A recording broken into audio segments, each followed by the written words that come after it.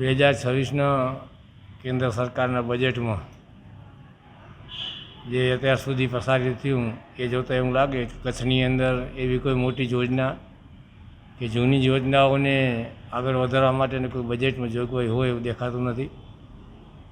ખાસ કરીને આરોગ્ય, શિક્ષણ, પંચાયતી, ગ્રામ્ય જે સુવિધાઓ જે છે એના માટે પણ બજેટમાં કોઈ એવી જૂની યોજનાઓ હતી એમાંથી પણ કટોતી કરી અને બજેટની અંદર ક્યાંક ને ક્યાંક ફાયદો પહોંચાડવા કરતાં નુકસાન થાય એવું પ્રયત્ન થયા.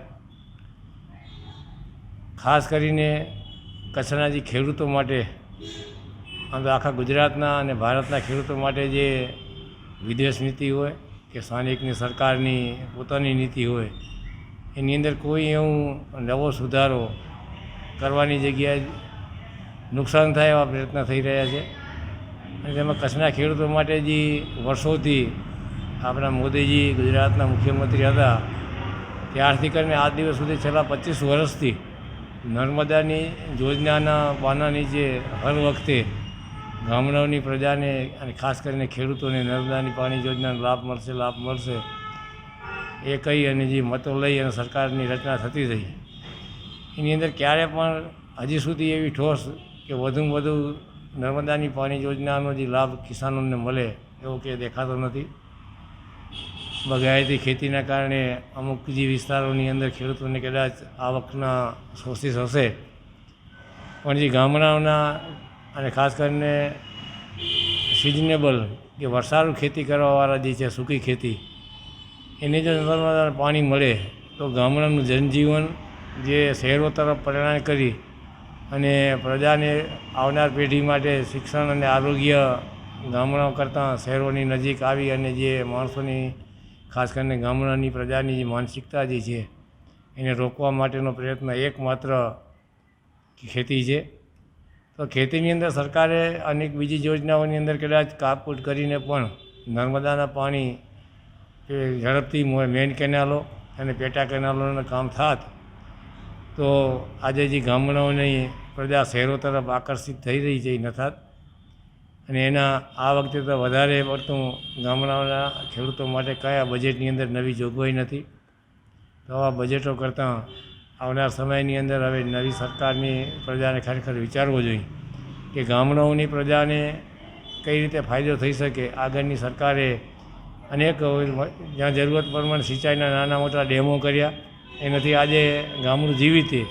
તો એ જે મને કોંગ્રેસ સરકારે જે કચ્છની અંદર ડેમો ન બનાવ્યા તો અત્યારે જે કિસાનોની જે ખેતીની વરસાદી પાણીના કારણે ડેમ અને ડેમના કારણે જે શિયાળાની અંદર 2-3 પાણી આપી અને ખેતી કરે એ પણ ન થાત.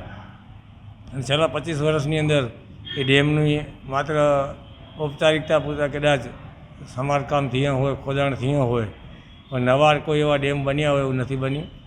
અને કેનાલનું અને પેટા કેનાલનું કદાચ રાપર વિસ્તારની અંદર એનો થોડો ઘણો લાભ મળી રહ્યો છે પણ એના સિવાયના તાલુકાઓની અંદર જે મુંદ્રા વિસ્તારની, માંડવી વિસ્તારની અંદર કેનાલો પહોંચી પણ પેટા કેનાલોનું આજ પણ કોઈ હજી એવું ઠોસ કામ નથી થઈ રહ્યું.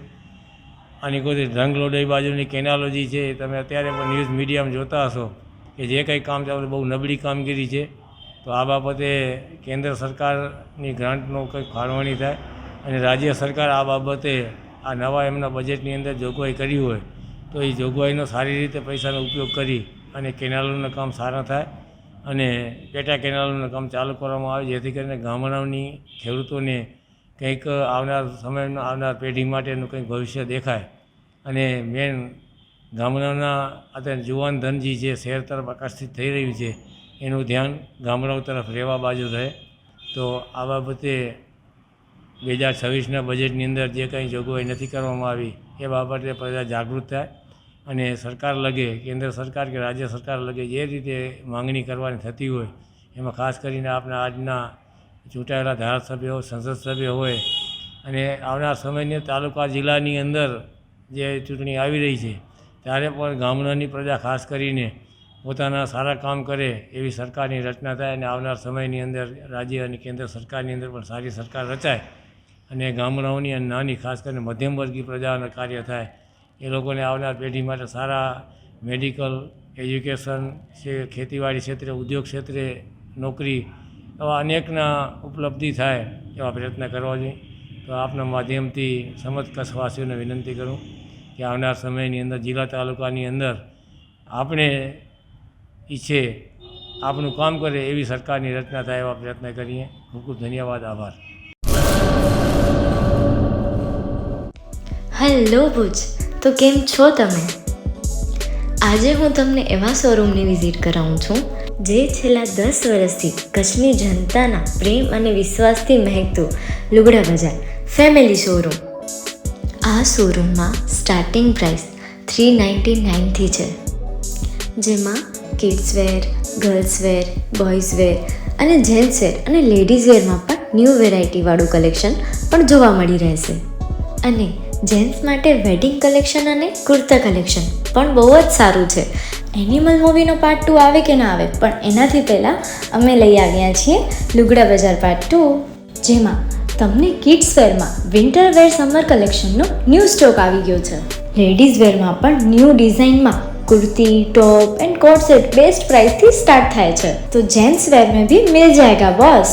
Leather, jacket, brand pants and check shirts, formal shirts, track pants પણ બેસ્ટથી બેસ્ટ પ્રાઇસ સાથે.